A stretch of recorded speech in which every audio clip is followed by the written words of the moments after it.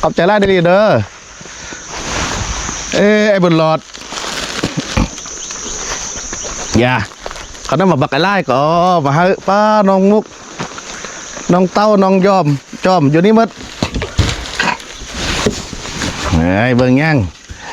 ชิคุยแท้โอ้เด็กน้อยผมเบิ่งอยู่นี่หมดเลยโอ้คำน้อยประมาณที่แล้วเด็กน้อยนี่นอนใส่มาโดนแล้วนี่โดนแล้วอายุนี่แหละนอนกันอยู่นี่เลยนี่เราเข้าห้องเฮียนแล้วนี่เข้าห้องเฮียนแล้วนี่ชิคุยแล้วป่ะไอ้เฮ็ดพวกงานหน่อยเบิ่ง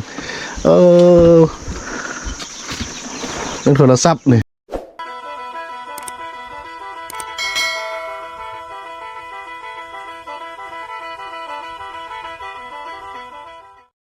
ไปดีทุกคนเนาะวันนี้เราจะพาทุกคนเข้าไปยามคนป่าเรียกว่าเขาต้องเรื่องเนาะตอนนี้ก็คือทางเข้าอาจากน้ำปุนทะเลเนาะอยู่ระหว่างทางระหว่างสยามเมืองเพียง5 ปักลายเนาะเขตน้ำปุนเนาะเขาจะอยู่เขตนั้นเนาะก็จะเดินเข้าทางเข้าไปเขาต้องเรื่องว่าคนป่าเขาจะมาอาศัยอยู่เขตนี้แล้วเนาะเข้าไปเบิ่งไปซอยเรือเอาเครื่องไปซอยเรือเขาเจ้าเนาะคนดูข้องกินใส่เครื่องซอยเนาะแล้วเดินทางไปพร้อมกัน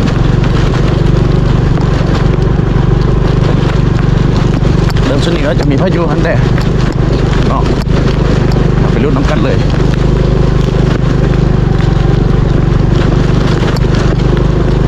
ทางเข้าไปจะเป็นทางดินนี่แหละเนาะแต่ว่ารถใหญ่ก็สามารถเข้าไปฮอดได้เนาะจักเข้าไปได้เขาจะมาอยู่มอทางนี้ได้แล้วเนาะมองกระบอกไก่เข้าไปประมาณ5 นาทีก็น่าจะฮอดแล้วเนาะ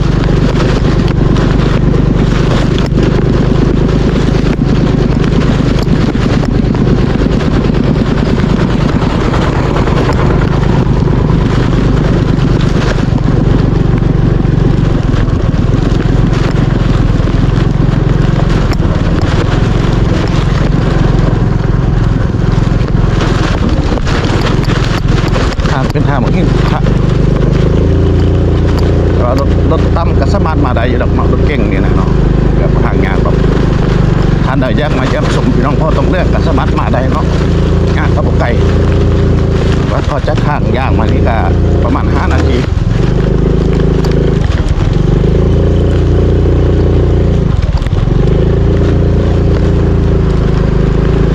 มาฮอตนี่เราก็ไปซื้อเราไม่ต้องไปทางนั้นมาทางเบื้องนี้พี่เบื้องซ้ายพี่ทางรถเก่งก็สามารถมาได้อยู่พี่น้องทานได้ไกลไปไกลมาแวะเท่านี้ยังมาเยี่ยมยามเนาะยังมาช่วยเหลือข้าเจ้าแต่ว่ายังมาเบื้องวิถีชีวิตก็สามารถมาเยี่ยมชมได้เนาะไกลๆเนาะมาง่ายๆทางก็สบายแล้วแหละเนาะสบาย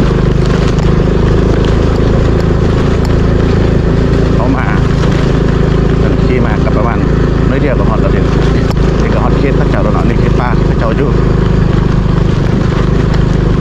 โอ้ลักษณะนี้มันก็จะตัดอันเครือเข้าวันนะเนาะเครือเข้าวันมันยังต่างเครือเข้านะออกแล้วมันกระจายเห็นต้นไม้มันตายป่ะเนี่ยตัดเครือเข้าหมดแล้วเด็ก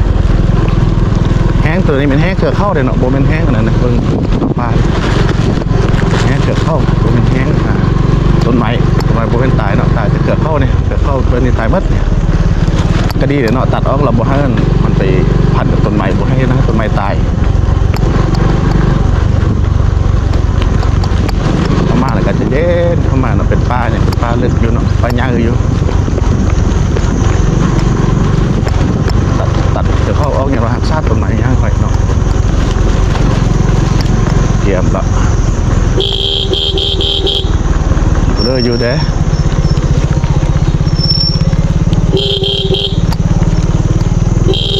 อัพเธออยู่นี่ด้วยกันเมดโอ้หมดเพลงให้เด้อซาลีเด้อ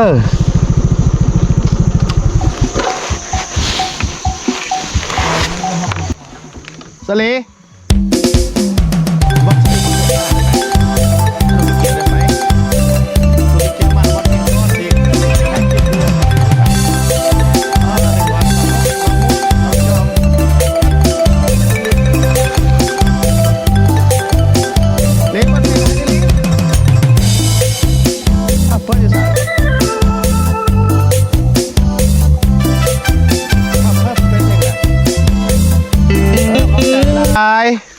ขอบใจล่าดีเด้อ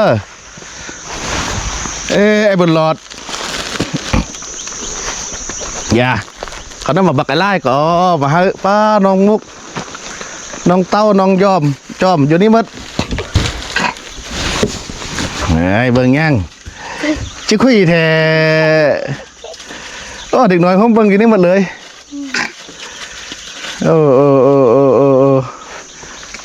คำน้อยประมาณตีแล้วเด็กน้อยนี่นอนใส่มาโดนแล้วนี่ จนแล้วอายุทางนี้แหละ นอนกันอยู่นี่เลยนี่ นำบ่อยู่ เราไปเข้าห้องเฮียนแล้วนี่ไปเข้าห้องเฮียนแล้วนี่ชิคุยแล้วป่ะ ไอ้เฮ็ดพวกงานเลยเบิ่งเรื่องโทรศัพท์นี่ บนหลอดเหี่ยวค่ะ รถเงี้ยวรถกันเงี้ยวน้อยจะกินมะม่วงเอามะม่วงมาให้เราดิแบบนี้นี่บ่เดี๋ยวติ๊กส้มก่อนี่นะน้องว่าจะกินมะม่วงส้มนะน้องอีตำนี่เอาปีหน้าเอาไหมพี่วีเห็นฝากเครื่องมาให้ก่อฝากมาให้มันนะขอบใจพี่วีเด้อเอานบเอาเดี๋ยวว่าเดี๋ยวมะม่วงกินกันเด้อสร้างเฮ็ดบ่ล่ะน้องเฮ็ดถ้าจะกินฮะน้องเฮ็ดน่าจะกินโอ้ขี้ฝุ่นไล่เอาพี่เอาซะนะ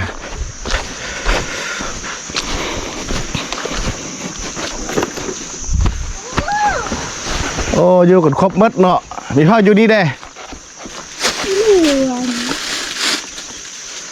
ฮะหลีกันอยู่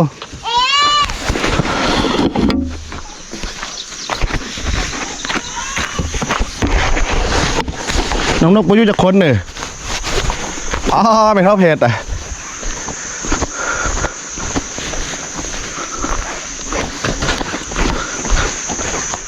เฮ้ยเป็นยังซุปชา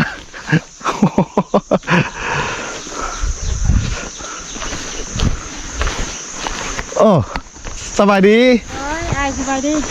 สลิปเปิดเพลงแห้งคนเนาะม่วนโอดีเนาะบ่เปิดแต่เนาะไอคลิปถ่ายคลิปแบบกันเนาะอะไรเหมือนกันมื้อนึงค่อยเปิดเอาโอ้มีโต๊ะก็ใกล้เข้าใครได้ลูกมานอนนำลูกพี่เราเนี่ยมานอนนำลูกบนแล้วนอนไปนอนอยู่อีมี่หันนอนมีแล้วลูกนอนลูกจากคนนอนผู้นอนหมดเลยเราลีนอนผู้เดียวนอนสองคนกับใครลูกอีเต้ามันนอนนำเมย์อีเต้าดีแล้วเนาะลูกมา5แล้วเนาะบ่ขึ้นหอลูกกะเตี้ยบ่เนี่ยลูกมาอยู่นอนบ่เข้าเฮียนแล้วแต่เขามาแล้วเขาไปน้องไปบ้านแถวเมืองอายมาปะไว้หันกับเครื่องเป็นยังไว้เอามาหมดแล้วเครื่องน่ะเครื่องเอามาหมดเข้าเฮียนแล้วบ่เนี่ยจักน้ำอายมาอยู่อายไปซื้อเขาหมดอายไปซื้อเขาเนี่ยเขาหมดแล้วเขาหมดแต่อายบุญเขากินแล้วมันมีเขากินแหน่ไอ้นำเอาไปซื้อแล้วบ่อายไปซอกกำลังซอกเอาเขา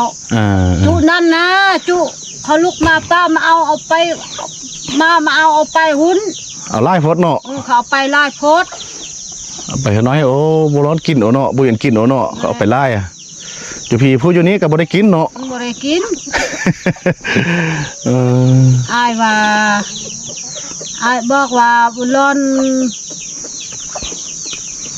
อันเปลี่ยนกับไปเปลี่ยนคนอื่นหันเอาคนอื่นหันไปเปไปบัดใดมู่เลยยังบ่มาเปลี่ยนอยู่พี่เนาะเนี่ยได้มู่ได้ยังกับมาเปลี่ยนนี่ก็ได้อันนี้ไปพุ่นหมดกับบ่มีอันกินโอ้เนาะอันกินโอ้น้องยังเขาเงียบแล้วเดี๋ยวนี้นี่ฮะกลับมาแล้วอ่านได้หมดแล้วนึกซะนะนี่ฟ้ากลับมาแท้อ่านได้หมดแล้วบ่ได้หมดแล้วโอ้เพื่องเลยลูกได้หมดชนิดบ่หันได้ดีเถอะโอ้ฮักก็ได้น้อยเดียวนึงอีนู่นอยู่บ่อยู่ไอ้ภาษาอีนู่นเขาไปป่าคุณก็บ่อยู่นี่คุณอยู่แล้วไอ้คุณอยู่นี่ไอ้คุณก็อยู่ไปรุ่นอีกคุณอยู่นู่นไปแต่คุณอยู่เนาะเฮ็ดบัญญังนี่นะตอโคมชายโคม สร้างเฮ็ดเนาะสร้างต่อเนาะ ทางโต ไอ้นู่นไปเมื่อใด ไปเตโดนเนี่ย โดนพุ่นนี่บ่มาเทื่อ บ่มา น้องบ่ไป5โมงเดี๋ยวนี้นะ อิน มาใส่แฮว อินมาแล้วไปปลา แต่ใส่แหวโม่เนี่ยได้บ่ช่วงนี้ใส่โม่น่ะ บ่ได้หรอก บ่ได้บ่มี มันมี ยามได้มันมีซะนะมะคอก็ได้สุกแล้วบ่มีเรื่องสุกมะคอนะ มาข้อเลยมันสุกแล้ว ยังบ่ไปเอาซะนะ เอาอีนู่นไปแล้วอันอายบอกว่าไปแดงอยู่นึงแดงเนี่ย น้องอยู่บ่ต้องพาเขาเข้าป่าเด้อมันเข้ามาส่วนเขาเข้าไปเด็กน้อยเด้อถ้าเขาอยู่นี้ ไปแล้ว มันไปแต่เข้าหันบ่ต้องเอาเข้าไปบ่ต้องเอาเด็กน้อยไปป่าเด้อ อายบอกแล้ว ไอ้บอกแล้วโอ้ถ้าจันกันต้องสุดงามเท่เนาะ คัก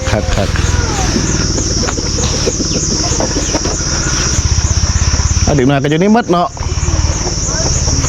ครบบาทเนี่ยม่วนแท้เนาะไอ้ยงก็จะมาอยู่พี่แล้วมาอยู่กับแม่พี่ขึ้นฮอดแม่นี่ปากงานไอ้ยงเนาะมายัง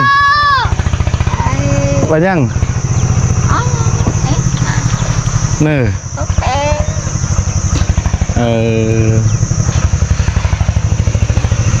โอ้ขัดแล้ววันนี้คนอยู่ไล่แห่ไล่ว่าคนละอยู่จนครบสมบูรณ์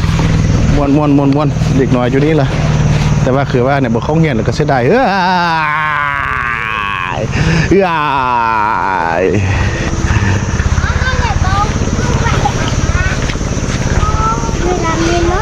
ฮะมีแต่พวกงามๆหมดเนาะเห็นยังเราบันเนี่ยสุดไปจุดไฟเด้อคิ้วเด้อบุญรอดมีมู่แล้วเนาะบุญรอดเนาะบุญรอดมีมู่ไล่คนแล้วเนาะบุญรอดมีมู่ไล่คนแล้วดีใจบอกเอ้ยมา5น่ะดีใจบ่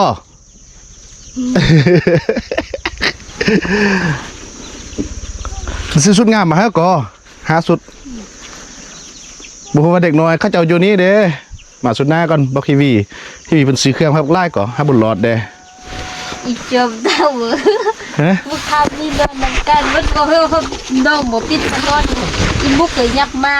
มุมุกกับนอนน้ำพี่ เกยยับมาอีจอมก็มาน้ำอีบุญรอดก็นอนไปตีนเขานอนพี่เขาบ้องหอยบ้องนอน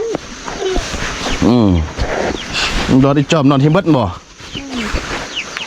ดีแล้วป่ะเนี่ยโอ้คนไล่เนาะม้วนเนาะไปเนาะบ่งอมแล้วเนาะแล้วยาชวนเขาเข้าป่าเด้อคือน้องเราต้องไปเข้าป่าเนี่ยเราบอกเข้าป่าแล้วพี่วีว่าอันน่ะบันไดอีซีเขาทัดง่ายๆให้ลำโพงอีซีให้ต้องเลยนี่น้องบอกไปบ่ไปเราอันน่ะเบิ่งบุญรอดดีๆแขนน้องไปป้าเนี่ยสักเครื่องสักข้องให้บุญรอดดีๆอนามัยเฮือนงามๆปลูกผักปลูกหญ้าไว้พี่วีอีซีนั้นให้ซื้อถั่วที่เอาไปอีซีลำโพงน้องจะได้ให้หาหน่อยบ่มีเหรอเอาไปเนี่ยพวกบักม่วงให้บุญรอดกินบักม่วงโอ้ส้มได้ไปแป้งอันน่ะเกลือเป็นนัวมาจ้ำเอาลูกบุญรอดเห็ดน้ำแม่ใหญ่เห็ดยังเขาหลอกเขาขอจ้ำตังค์ขึ้นลังมาได้กินรถทุกคนคลิปนี้ก็สิจบกันแล้วนั้นเนาะเราพบกันใหม่คลิปต่อไปคลิปนี้ก็สบายดี